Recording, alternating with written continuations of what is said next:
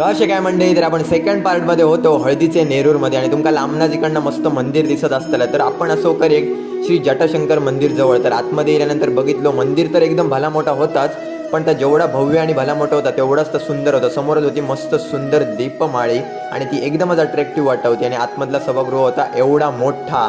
तर म्हटलं जाऊया आणि आतमध्ये मस्तपैकी पाया पण पडा नेऊया. तर आतमध्ये गेल्यानंतर बघितलो श्री गणेशजी यांची सुंदर मूर्ती. तर तुम्ही सुद्धा पाया पडान आणि बोला श्री गणेशाय नमः.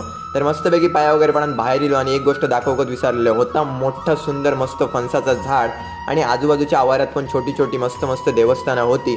तर मंडळी गेल्या वर्षी जेव्हा आम्ही इल्लो ना तेव्हा पण याचा कलर एवढं सुंदर वाटवतो ना की विचारूच नका. आणि आता जेव्हा आम्ही हा मंदिर बघितलो ना वाटत आत्ता त्याचं काम केलेलं असा. तर पाया वगैरे पडान झाला आणि आम्ही मंदिराच्या आवाराच्या आता बाहेर निघालो, कारण आपण मॅचीसाठी इल्लेलो मुळात आणि मॅचीच्या निमित्तानं दर्शन घडलं तर एकच नंबर वाटा होता.